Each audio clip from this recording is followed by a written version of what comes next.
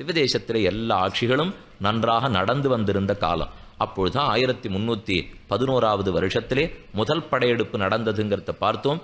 மாலிகாபூர்னுடைய படையெடுப்பு என்னென்ன ஸ்வரணத்தில் இருந்ததோ மொத்தத்தையும் கொள்ளையடித்து கொண்டு சென்றான். அடுத்தது 1319 ஆண்டு அங்க மறுபடியும் குருஸ்கானுடைய படையெடுப்பு ஏற்பட்டது. அவனால இயன்றதை எடுத்து சென்றான். இப்ப மூன்றாவது படையெடுப்பு 1323 வருஷம்.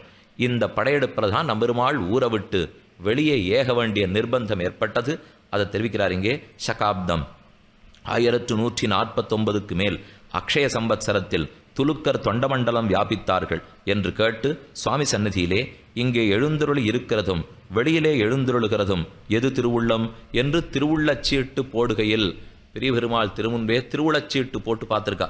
அவள் இங்கேயே எழுந்தருள் இருக்கிறதா இல்லை வெளியில எழுடுறதா என்ன திருவுளச்சீட்டு போட்டு பார்க்கையில் என்ன போட்டு பார்க்கு அழகிய மணவாள பெருமாள் எழுந்தருள் இருக்கிறதே திருவுள்ளம் என்ன நியமித்தபடியினாலே இங்கே இருக்கிறதுக்கு தான் நமக்கு இச்சை என்ன பெருமாள் சொல்லிடபடியாலே திருநாள் ஆரம்பித்து நடக்கையில் பன்றியாழ்வான் கோயிலிலே பலிவெட்டு மண்டபத்திலே அழகிய மணவாள பெருமாள் எழுந்தருள் இருக்கிற சமயத்திலே பன்றியாழ்வான் சன்னதி வராக நாயனாருடைய சன்னதி அந்த இடத்திலே பலிவெட்டு மண்டபத்தில் பெருமாள் இருந்து நடந்துருக்கு உற்சவம். நடந்த சமயத்திலே துலுக்கர் சமயபுரம் கடந்து வருகிறதை கேட்டு, சமயபுரம்ங்கிறது கண்ணனூர், இந்த கண்ணனூரை தாண்டி வந்துட்டாங்கிற செய்தி கேட்டு ஸ்ரீ ரங்கராஜநாதன் திருவோலக்கத்தில் எழுந்தருள் இருக்கிற 12000 சுவாமிகளையும் திருவோலக்கம் குலையாமல் இருக்கும்படி நியமித்து அங்க உற்சவம் நடந்துருக்காப்புல ஒரு நாடகத்தை ஏற்பாடு பண்ணிட்டா. பெருமாள் அங்கேயே இருக்காப்புலையும் உற்சவம் நடந்துருக்காப்புலையும் 12000 பேரை மண்டபத்தில் நிறுத்தி வச்சுட்டா. ஆனா பெருமாள் வெளியில விட போறார். வந்து பார்க்கிறவனுக்கு எது ஏதோ நடந்துட்டு இருக்காப்புல இருக்க போறது, என்ன நடக்கும்னு பார்ப்போம்ங்கிறதுக்காக இந்த நாடகத்தை ஏற்பாடு பண்ணி திருவாராதனம் நடக்கிறதாக திருத்திரை பரமாறி திருவாராதனம் நடக்கிறாப்புல திரை போடுறா, திரை விளக்குறா, உள்ளுக்குள்ள பெருமாள் எழுந்துருளி இருக்காங்கிற நினைவை எல்லா சீவையிட்டவர்களையும் ஏற்படுத்திவிட்டா. இப்போ இவர் வெளியில் அழைச்சின்னு போகணும்னா 2 கஷ்டம். 1 துலுக்கு நடத்திலிருந்து காப்பாற்றி ஆகணும். 2 இந்த 12000 பேர் விட தயாராக இருக்கணுமே. நாங்களும் கூட வருவோன்னு பிடிவாதம் பிடித்தா பெருமான் வெளியில் போனால் அயோத்திமா நகரமே கூட வந்தது. அதே போல் இந்த 12000 பேர் நாங்கள் எல்லாம் வருவோம்னா முதல்ல இத்தனை கூட்டம் போச்சுன்னா இதுதான் நேரம் வந்து பிடிச்சிருவோம். அதனால் பெருமானை தனி வழியே ஏகாந்தமாக அழைச்சின்னு போகணுமே தவிர சிறு பல்லக்கிலே பெருமாளை ஏறியுருள பண்ணி ஒரு சின்ன பக்கத்திலே பெருமாளும் தாயாரையும் பல்லக்கிலே எழுந்துருள பண்ணி ஓர் அர்ச்சகரையும் 2 பரிச்சாரகர்களையும் ஸ்ரீபாதம் தாங்குவாரையும் சிஷ்யரோடு கூட பிள்ளைலோகாச்சாரியரையும் கூட்டி தெற்கே அனுப்பி தெற்கு நோக்கி அனுப்பிச்சு வச்சுட்டா. அங்கே இருந்தவர்களெல்லாம் அன்னைக்கு இந்த திவ்யதேசத்தை காத்திருந்தவர்களை பற்றி பார்த்தோம். உத்தம நம்பி வம்சத்திலே வந்தவர்கள் இருந்திருக்கா. சிங்கண்ணர் என்ன முதலியாண்டானுடைய திருவம்சத்திலே வந்தவர், உத்தம நம்பி வம்சத்தில் வந்தவர்கள் இவா இருந்து மிச்சம் இருக்க போறவா. மற்ற எல்லாரும் வெளியில கிளம்பி வந்துட்டா. பிள்ளைலோகாச்சாரியர் வெளியிலே பிரமேயமான பெருமான எழுந்துருள பண்ணிட்டு போனார். அதே சமயத்திலே பலவிதமான சரித்திரங்கள்லாம் நிலவுகின்றன. இந்த 12000 பேரை கொன்னுட்டாங்கிறத பற்றி நிச்சயமாகவே கோவிலோடுக்கு தெரிவிக்கிறது.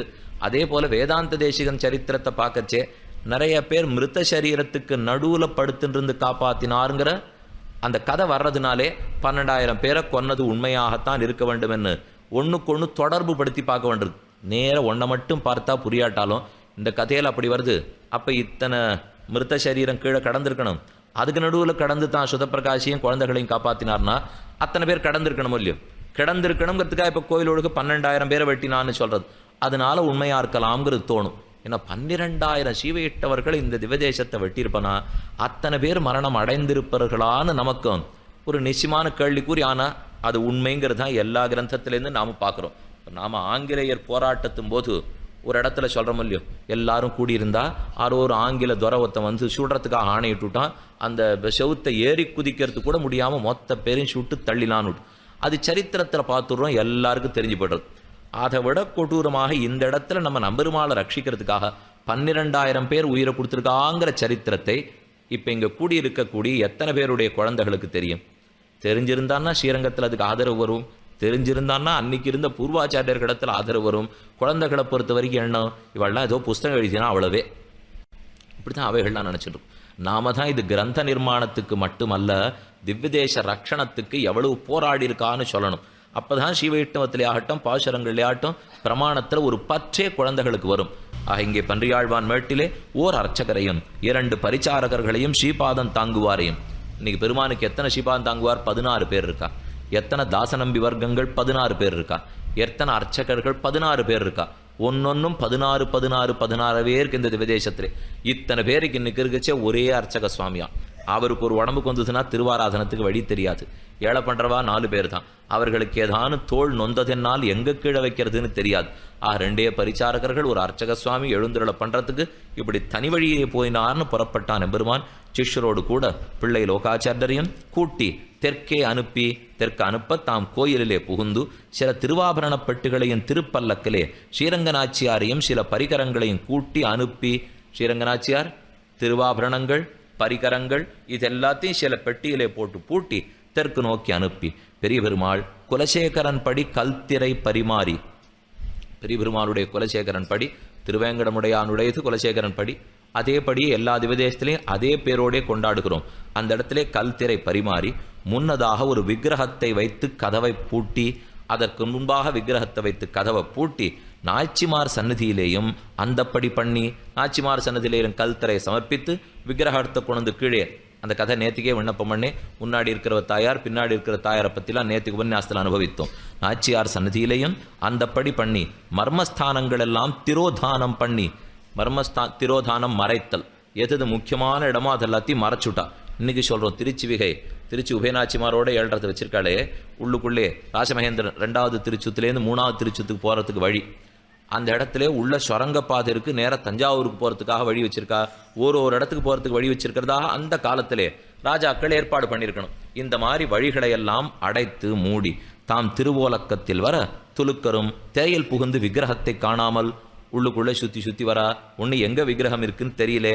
பன்றியாழ்வானை அபச்சாரப்பட்டுன்னா உடைத்துன்னு அர்த்தம்.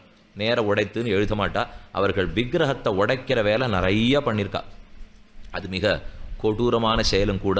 அதனாலே இது ஒரு நாள் அபச்சாரப்பட்டோம்னு சொல்லிட்டா அந்த அபச்சாரங்கிறது வெகு நாட்களுக்கு அப்புறம் தொடர்ந்து கொண்டே போகும். தமக்குன்னா முற்பகல் செய்யின் பிற்பகல் தாமே விளையும்னு சொல்லுகிறோமோ இல்லையோ. ஆனால் அந்த கொடூரமான முறையிலே அவர்களும் அபச்சாரப்பட்டு விக்கிரகங்களை எல்லாம் பேதித்து கொண்டு பன்றியாழ்வார் அபச்சாரப்பட்டு சுவாமிகள் அனைவரையும் திருமுடி திருத்தி எழுதுறத கொஞ்சம் ரொம்ப ஜாகிரதையாக எழுதியிருக்கார். வார்த்தையை போடுறது இப்போ திருமுடி திருத்தின்னா முடி திருத்தி அல்ல, கழுத்த வெட்டின்னு அர்த்தம். திருமுடி திருத்தி கோயிலிலே பிரவேசித்து, நம்ம பெருமாளுடைய கோயிலிலே பிரவேசித்து செம்பொன் வாசலிருந்த விக்கிரகத்தை அழித்து, இந்த செம்புனைந்ததை பற்றி நிறைய சரித்திரம் பார்த்தோம். கீழே பாண்டியனை பற்றி அதெல்லாத்தையும் அழித்து கொண்டு தென்கரை வடகரை எல்லாம் குடிப்படைகளுக்கு சேதமில்லாதபடி எஜமானன் அழைமணவாளன் திருமண்டபத்திலே குடியிருக்கும் அளவில் இது இந்த பக்கத்திலையும் எல்லாத்தையும் உடைத்து கொண்டு போக பெருமான் இங்கிருந்து புறப்பட்டு தெற்கு நோக்கி கிளம்புகிறார். துலுக்கரும் திரையில் புகுந்து சுவாமிகள் அனைவரையும் திருமுடி திருத்தி எஜமானன் அழைமணவாளன் திருமண்டத்திலே குடியிருக்கும் அவளில் எம்பெருமான் அடியாரிலே ஒருத்தி அவனை சந்தித்து அவனுடன் கூடியிருந்து நன்றாக வசீகரிக்கும் அளவில் பெருமான் வெளியில போய் சௌக்கியமா இருக்கிறச்சே இந்த துலுக்கர்கள் இந்த திவ்ய தேசத்திலே திருமண்டலத்தில் இருக்க அப்பதான் ஒருத்தி போய் அவனை வசீகரித்து நோயை கொடுத்து அவனை கட்டுப்பாட்டுக்குள்ள கொண்டு வருவதாக, அதாவது அந்த காலத்திலே தேவதாசிகளுடைய வழக்கம் இருந்திருக்கிறது. அவளில் ஒருத்தி போய் நம்ம பெருமாளை காப்பாற்றி கொடுக்கணுங்கிறதுக்காக அங்கே வந்திருந்த துருஷ்க ராஜா ஆரோ அவனோடே சல்லாபித்து ஒரு தேவையற்ற உடல், ஒரு வியாதி, பெண்கள் நோய், அந்த நோயையும் அவனுக்கு கொடுத்து அதனால பெருமானை காப்பாற்ற முடியாமான்னு பார்த்துருக்கா. அதுதான் இங்கே தெரிவிக்கிறார். வசீகரிக்கும் அளவில் அவனும் முன்னினைத்தபடி கோயிலை பாதியாமல் இருக்கும் அளவில் அவளுடைய பேச்சுவார்த்தையினால கொஞ்சம் கட்டுப்படுத்தி ரொம்ப உடைக்காம காப்பாத்தினான். பூர்வம் ஜீயர் யந்திரஸ்தாபனம் பண்ணினதுனாலே அவனுக்கு சரீரத்திலே வியாதி வருமளவில், அந்த ராஜாவுக்கு சரீரத்தில் வியாதி அவன் இது தெய்வ கிருதம் என்று நினைத்து கோயிலை அழிக்க பார்க்கும் அளவில் இந்த தேவதை தான் ஏதோ நமக்கு பண்ணிருத்து அப்படின்னு நினைச்சுன்னு கோவிலுக்கு கட்டம் கொடுக்கச்சே அந்த எம்பெருமான் அடியாள் உபாயமாக அவனுக்கு தெரிய சொல்லி அவன் நினைத்தபடி செய்யாமல் கோபுர மண்டபம் கொடுங்கைகளை அங்கபங்கம் பண்ணுவித்து, எப்படி ராவணன் ஹனுமான கொல்லணும்னு பார்த்து விபீஷணன் அது வேண்டாம் வால்ல நெருப்புன்னு சொன்னால் அல்லவா, அதே போல மொத்தத்தை அழித்து விட வேண்டாம் அங்கபங்கம் பண்ணி விட்டு விடுவேன்னு இந்த பெண்ணு சொல்ல துவாரபாலகர்கள் முதலான சுற்றில் விக்கிரகங்களையும் அங்கபங்கம் பண்ணுவித்தார்கள். துவாரபாலகர்கள் அந்த திருச்சுத்திருக்கிற எல்லா விக்கிரகத்தையும் அங்கம் போயித்து அவ்வளவிலே அவன் சந்துஷ்டனாயிருந்தான். அப்படியும் அவனுக்கு நாள் வரையில் நோய் விஞ்சினபடியாலே இவ்விடத்திலே இருப்ப விட்டு கண்ணனூரிலே மதிலை பிடுங்கி கோட்டை கட்டுவித்து கொண்டு போனவளவிலே இந்த ஊர்லேயே இருந்துன்னு ரொம்ப சிரமம் கொடுத்துட்டான். இன்னும் வியாதி முத்தி போக இங்கிருந்து புறப்பட்டு கண்ணனூர் சமயபுரத்துக்கு போன வளவிலே திருவிடையாட்டத்து அழகிமணவாள நிலக்காணியாரில் சிங்கப்பிரான் என்கிற பிராமணர் அந்த எம்பெருமானடியாள் முகமாக துலுக்கனைக் கண்டு அவன் வாசலுக்கு காரியகராய் இருந்து கொண்டு கோயிலுக்கு தீங்கில்லாதபடி ரட்சித்து கொண்டு வந்தார். இந்த பெண்ணனுடைய துணையாலே இங்கு எழுந்துள்ளிருந்த சிங்கப்பிரான் அந்த துருஷ்க ராஜாவை போய் பார்த்து அவனால் ரொம்ப சிரமம் ஏற்படாத அளவுக்கு ஒரு உஷாவி கொண்டு வந்த காலம். அதற்கு மேலே அழகிமணவாள பெருமாள் அவர் புறப்பட்ட கதையை சொல்றார். பெருமாளும் அன்றிரவு தம் நாய்ச்சிமாருடன் அந்தரங்க பரிஜனங்களோடே கூடி சிறந்த காட்டிலே எழுந்துருள. இப்ப இத்தனை மகாத்மாக்களையும் பிரிஞ்சு போறான். அவர்களும் அவனை விட்டு பிரிந்திரார்கள், அவனும் அவர்களை விட்டு பிரிந்திரான். இருந்தாலும் துர்தசையிலே சிறந்த காட்டிலே எழுந்துருள கள்ளர் தொடர்ந்து சர்வஸ்வ அபகாரம் பண்ண. பெருமானுடைய திருமேனியில் இருந்த எல்லா ஆபரணங்கள் கொத்துக்கள் இந்த பெட்டி எல்லாத்தையும் திருடத்துக்கு ஆரம்பிச்சிட்டாலாம். சர்வஸ்வ அபகாரம் பண்ண பெருமானிடத்திலே எல்லாத்தையும் பறிக்க. அவ்விடத்திலும் அப்புறத்திலே போகையில் ஆங்காங்கே செருவஞ்ச கள்ளர் எதிர்கொண்டு சிறப்பு கட்டளை அமைக்க. இது 2 வகமும் நடந்திருக்கு. ஒரு பக்கம் கள்ளர்கள்லாம் எடுத்துன்னு போறா, இன்னும் சில பேர் தாங்க கொள்ளையடிச்சதை கொண்டு சமர்ப்பிக்கவும் வரா. ஏன்னா கள்ளர்களுக்கும் பெருமான் தானே தெய்வம். பரிகிரகியாமல் கட்டாட்சித்து அவர்கள் பாவமறிந்து ஜோதிஷ்குடியிலே 1 மாசம் எழுந்தருளி இருக்க போற வழி ஸ்ரீரங்கத்திலேருந்து தெற்கு நோக்கி போகிறார்கள். அங்கே ஜோதிஷ்குடிங்கிற இடத்திலே 1 மாசம் எழுந்தருளி இருக்க அங்கே பிள்ளை லோகாச்சாரியர் திருநாட்டுக்கு எழுந்தருளி திரு அத்தியனமாக சரம கைங்கரியம் நிறைவேறின பின்பு பெருமாளோட புறப்பட்ட 1 மாசம் அங்கே தங்கியிருக்கிறச்சேவே அவருக்கு வயது முடிந்து காலம் முடிந்து போய் நம்பெருமாளுடைய ஆணையாலே திருநாட்டுக்கு பிள்ளை உலகாரியன் எழுந்தருளினார். அவருடைய ஈமச்சடங்குகள் கைங்கரியமும் முடிந்த பிற்பாடு திருமாலிருஞ்சோல மலையேற எழுந்தருளி அங்கிருந்து நேர திருமாலிருஞ்சோல மலைக்கு எழுந்தருளுகிறார் பெருமாள். மதுரை கருகிலே திருமாலிருஞ்சோலமலை அங்கே எழுந்தருளி ஆங்காங்கே அவரவர்களாலே சகிருதராய் கோழிக்கூடேற எழுந்தருளி. திருமாலிருஞ்சோலமலைக்கு போனவர் இன்னும் தெற்க வந்து திருநாமத்தாலே ஒரு கிணறும் உண்டு பண்ணி அவ்விடத்திலும் புறப்பட்டருளி மலையாளத்திலே எழுந்தருளி. அங்கிருந்து நேர நாகர்கோவில் பக்கம் கீழே வந்தார். அங்கிருந்து மலையாளத்து பக்கமும் எழுந்தருளினார். இன்னைக்கும் திருக்குறுங்குடி திருமாலிருஞ்சோலமலையெல்லாம் நிறைய கதைகள் நம்பெருமானுடைய சம்பந்தத்திலே சொல்லப்படுகின்றன. உற்சவங்களும் கொண்டாடப்படுகின்றன. ஏன்னா அந்த திவதேசத்தின் வழியே பெருமாள் எழுந்தருளினபடியால் அங்கிருந்து ஆங்காங்கே அவரவர்களாலே சத்கிருத்தராய் கோழிக்கூடேற எழுந்தருளி. கோழிக்கோடுங்கிறது இன்னைக்கு மலையாளத்திலே கேரள மாநிலத்தில் இருக்கிற கோழிக்கோடு. அந்த அளவுக்கு எழுந்தருள அவ்விடத்திலே மற்ற திவ்ய தேசங்களில் எம்பெருமான்களும் நம்மாழ்வாரும் எழுந்தருள. அந்த கோழிக்கோட்டிலே அந்த எம்பெருமான்களையும் ஆதரித்தொழி நம்மாழ்வாரை தம் திவ்ய சிம்ஹாசனத்திலே வைத்துக்கொண்டு 1 சம்பத்சரம் அங்கே எழுந்தருளியிருந்து. நம்மாழ்வார் நம்பெருமாளுமா 1 ஆண்டு காலம் பக்கத்திலே எழுந்தருளி இருந்திருக்கா அவ்விடத்திலே. அப்ப நித்தியப்படி திருமஞ்சனங்கள் உற்சவங்கள் எல்லாமே நம்மாழ்வாருக்கு நம்பெருமாளுக்கும் சேர்த்தே நடக்கும்னு காண கிடைக்கிறோம். ஆதரித்தருளி அங்கே எழுந்தருளி இருந்து அவ்விடத்திலும் ஆழ்வாருடனே புறப்பட்டருளி சமுத்திரத்திலே ஓடத்தின் மேலே எழுந்தருள.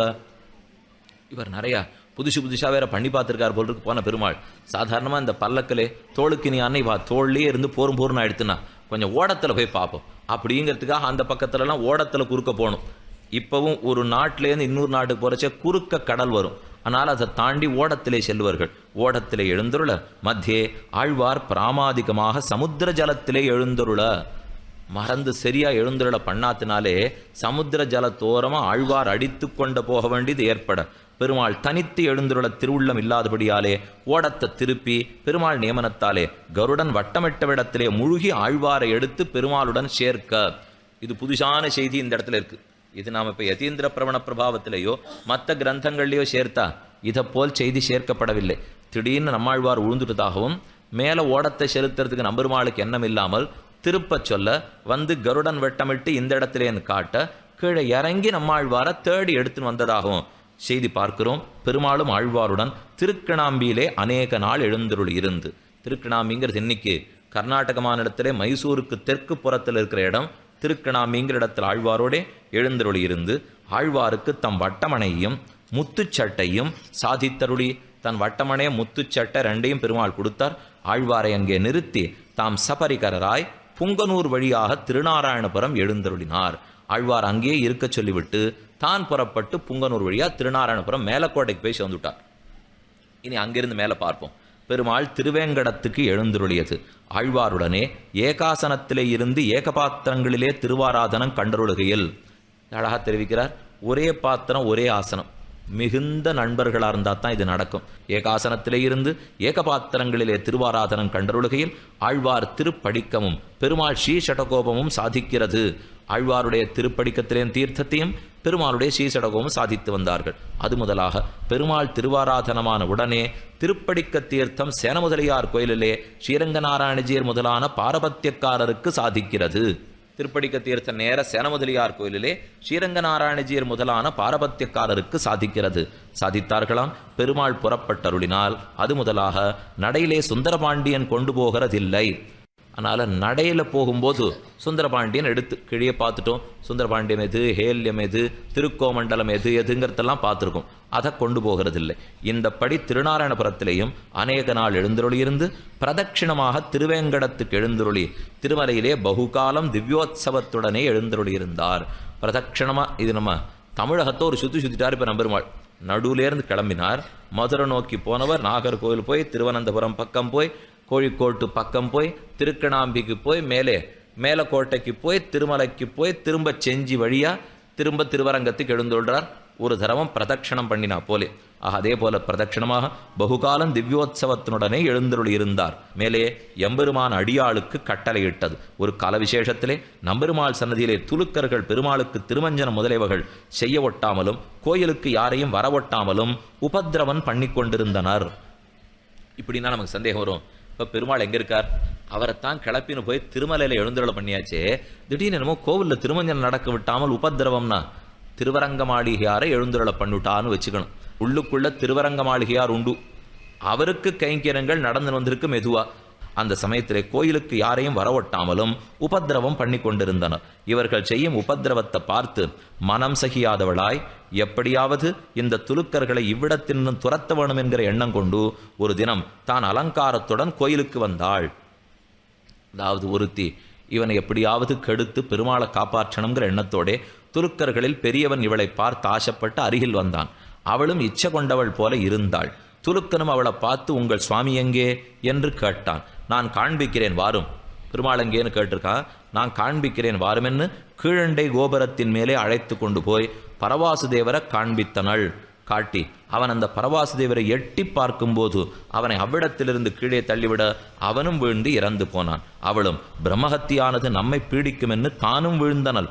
அவளுக்கு மாத்திரம் உயிர் போகாமல் இருந்து மற்றைய படைகளெல்லாம் விட்டு ஓடிப்போடவனே கோயிலுள்ள பரிஜனங்கள் யாவும் திருக்காப்பை நீக்க வந்து பார்க்கும் காலத்தில் அடியாளுக்கு மாத்திரமே உயிர் போகாமல் இருக்க கண்டார்கள். உடனே யாவரும் சென்று பெருமாளுடன் முறையிட, இந்த மாதிரி நடந்து உம்மை ரட்சித்து கொடுத்துருக்கா, இல்லைன்னா எப்பவோ இல்லாமல் ஆக்கிடுவன் என்று பெருமாளிடம் சென்று முறையிட, பெருமாளும் அர்ச்சக முகேன அடியாளம் வந்து அழைத்து போற உகந்துருளி உனக்கு வேண்டிய வரத்தை கேட்டுக்கொள் என்று சொல்ல, இந்த தேவதாசியை பார்த்து உனக்கு என்ன வரம் வேணுமோ கேள் என்று கேட்க அவ பிரார்த்திக்கிறாள். அவளும் எந்த காலத்திலும் திருநாடடிக்கிற காலத்தில் என்னுடைய வர்க்கத்துக்கெல்லாம் திருமடப்பள்ளியிலிருந்து நெருப்பும் திருக்கொட்டாத்திலிருந்து அமுதுபடியும் தீர்த்தம் திருமாலை திருப்பரியட்டம் எந்த காலத்திலும் சாதிக்க வேண்டும் என்று கேட்டுக்கொண்டனர். இனி தேவதாசி வர்க்கத்தில் ஆர் இறந்தாலும் அவர்களுக்கு முதல் தேவை மோட்சம் கொடுத்துரும். அது முதல் பிரார்த்தனை. உன்னிடத்திலே மோட்சம் கொடுத்து மிச்ச சடங்குகள் முடிக்க வேண்டுமே. உன்னுடைய இடத்திலேருந்து தீர்த்தம், உன்னிடத்திலேருந்து பிரசாதம், உன்னிடத்திலேருந்து திருமாலை திருப்பரியட்டம் வரணும்னு தேவதாசிகள் பிரார்த்தித்தார்கள். தேவதாசி ஒழிப்பு சட்ட ஆண்டிலிருந்து இந்த மரியாதையும் இல்லாமல் போயிட்டு அது வரைக்கும் ரங்கநாதன் அந்த மரியாதையை கொடுத்து கொண்டு தான் வந்தான். தேவதாசிகளை என்ன வர்க்கமாக பிரித்தார், அவர்களுக்கு என்னென்ன கைங்கரியம் கொடுத்தாருங்கிறதை கீழே நாம் அனுபவித்துள்ளோம். ஆக என்று கேட்டுக்கொண்டனர். அது முதலாக அந்த படி நடந்து வருகிறது. அப்படியே வந்த காலம் இதெல்லாம் நாம் கதை பார்த்தது. பெருமாள் அங்கே எழுந்துருளிருக்காருங்கிறது வரைக்கும். இனி அதற்கு மேலே அற்புதமாக இந்த திருமலையில் இருந்த பெருமாளை எப்படி திரும்ப கொண்டு வந்து சேர்க்கிறார்கள்ங்கிற முக்கியமான கதை, அதையும் சேர்த்து பார்ப்போம். இந்த கொப்பனாரியன் என்பான், அவன் தான் பிரயத்தனப்பட ஆரம்பித்தான் பெருமாளை திரும்ப கொண்டு வரணுங்கிறதுக்காக. அவர் திருவேங்கடமலையினுடைய திருத்தாழ்வரை அதில் எழுந்தருளி இருந்த காலம். இந்தப்படி அழகிய மணவாளன் கோயிலிட்டவர் புறப்பொருளி தான் டில்லீஸ்வரன் வீட்டிலே 2 வருடம் இருந்து இதை கீழே விண்ணப்பிச்சேன். இந்த சுரதானி கதை பார்த்தோமே, விக்கிரகத்தை டில்லீஸ்வரன் முதல் படையெடுக்கும் போது தூக்கின்னு போயிட்டான். அது தனியாக இருக்குது, இது தனியாக இருக்குன்னு ரெண்டையும் சேர்த்து நாம் பார்த்து கொள்ள வேண்டும். இந்த முதல் படையெடுக்கும் போது அவ்வளவு தூரம் போனான்னு வச்சுக்க வேண்டாம்.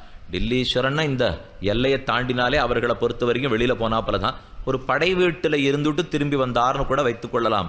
அப்பதான் இந்த 11, 23 இணைப்பதற்கு முடியும்.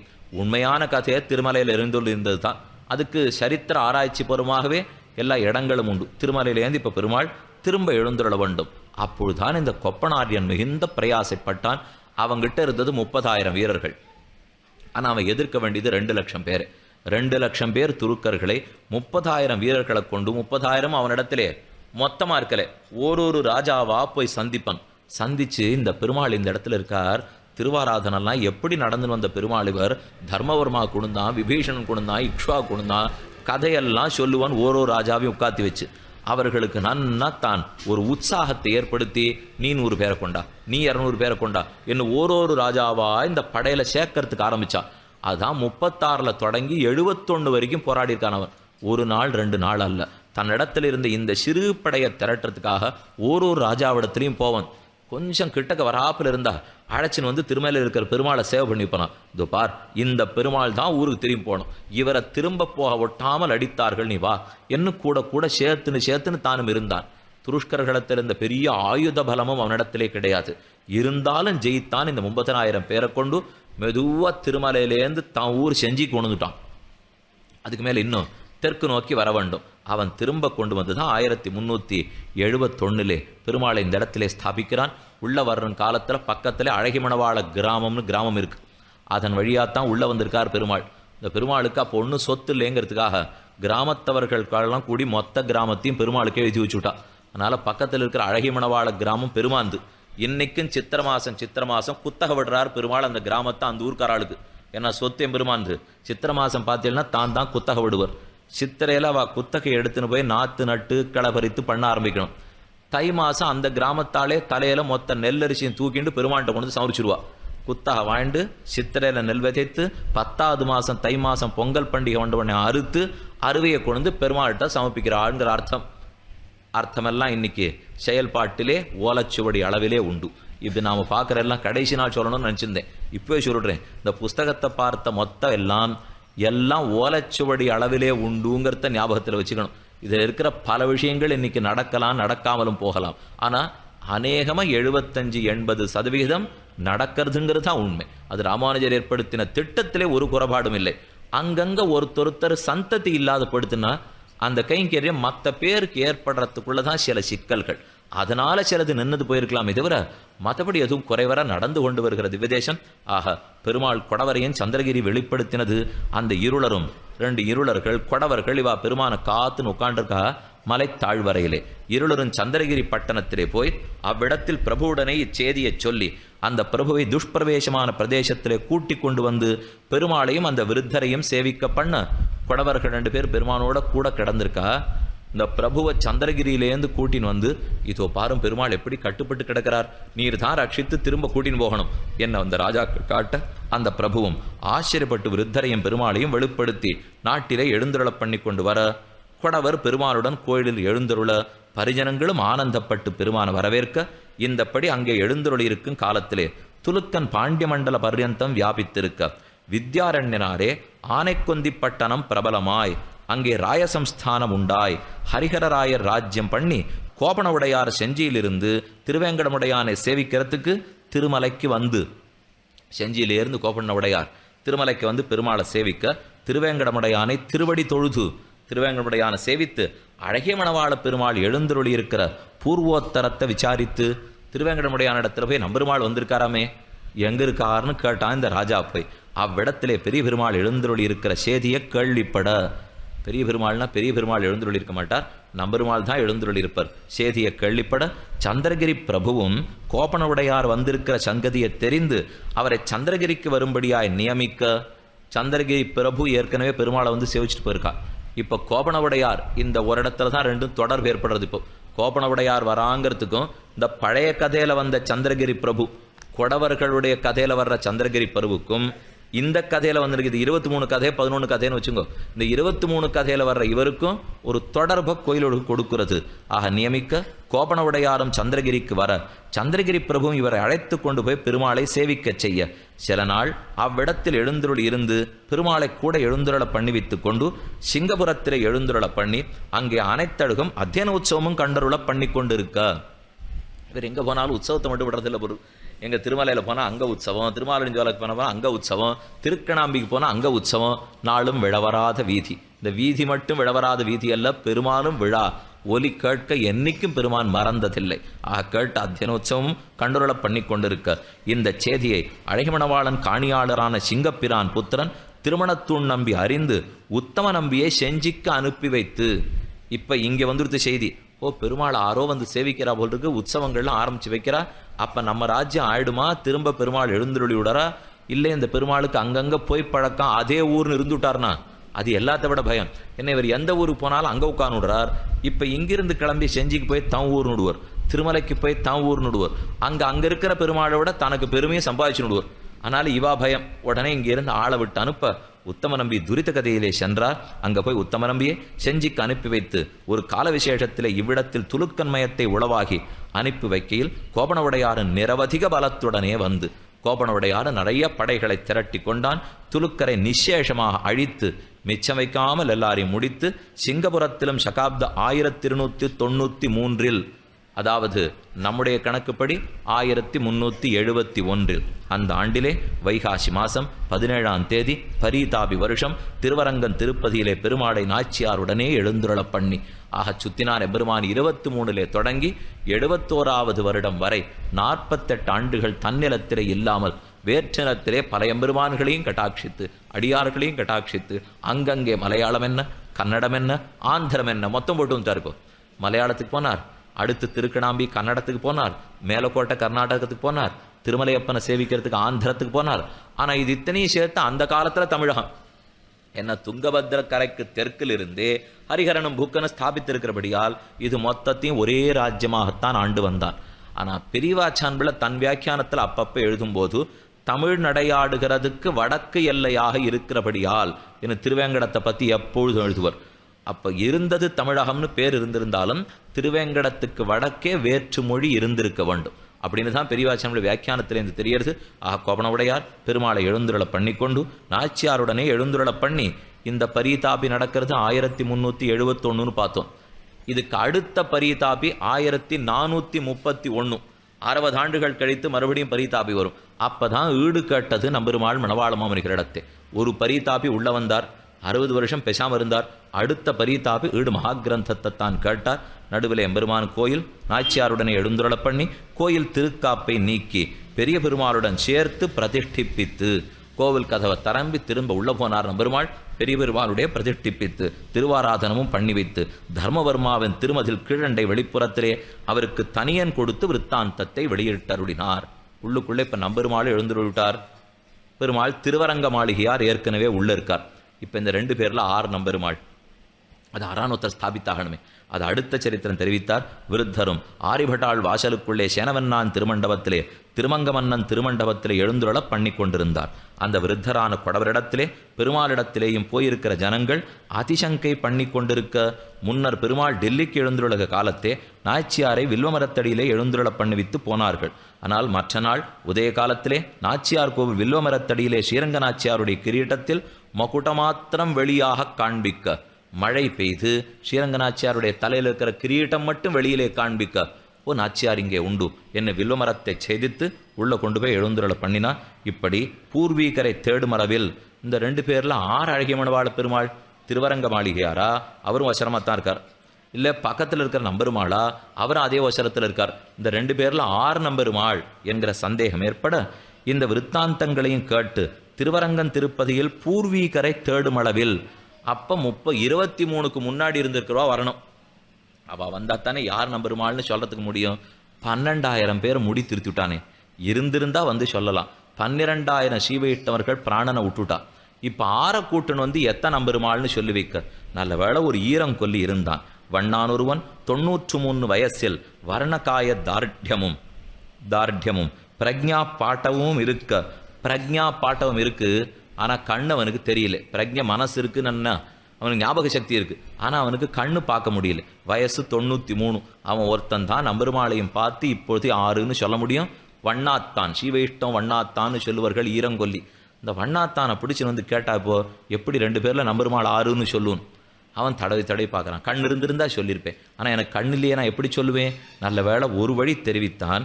அவனை பூர்வோத்தரங்களை கேட்கும் அளவில் அவன் சொல்லுகிற பூர்வோத்தரமும் இந்த விருத்தரான கொடவர் சொல்லுகிற உத்தரமும் ஒத்திருந்தபடியாலே இப்போ பெருமாள் திரும்பி வந்துட்டார்.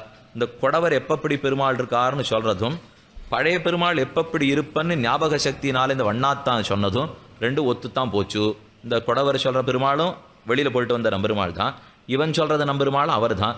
இருந்தாலும் பரீட்சை பண்ணி பார்க்க வேண்டும் என்று அப்புறம் இந்த திவ்யமங்கள விக்கிரகத்தை நிர்தாரணம் பண்ணுகிறது எப்படி என்று கேட்க, 6 நம்பெருமாள்னு எப்படி கண்டுபிடிக்க அந்த வண்ணானும் தனக்கு திருஷ்டி தெரியாதபடியினாலே கண்டறியக்கூடாது, என்னால் பார்க்க முடியாது. ஆனால் தான் பகுகாலமாக அழையமணவாள பெருமாள் சாத்தியருண கைலியில் ஈரவாட தீர்த்தம் சாப்பிட்டு கைங்கரியமும் பண்ணி பழகியிருந்தபடி பெருமானுக்கு நித்தியம் திருமேனியில் இருந்த வஸ்திரத்தை சோதிப்பது அவன் வழக்கம். அது நன்னா காவிரிக்கரைக்கு எடுத்துன்னு போய் தோயத்து பிழைந்து அதை வெள்ளையாக கொண்டு சமர்ப்பிக்கிறது அவனுடைய வழக்கம். கீழே வைஷ்ணவண்ணாத்தானே 7 மாடையுமாக ஆகுதே பாசுரத்தில் ராமானுஜர் எப்படி க்ஷமிக்க சொன்னாருங்கிறத பார்த்தோம். இவன் ஒரு நாளும் துவைக்கிறச்சே அந்த கைலியில் பிரதம ஈரவாட தீர்த்தம், இந்த முதல் ஈரவாட தீர்த்தத்தை எடுத்துட்டு அந்த ருச்சி நன்னா ஞாபகத்தில் கண்டு வச்சுருக்கான் அந்த வண்ணாத்தான் தெரிவித்தான்.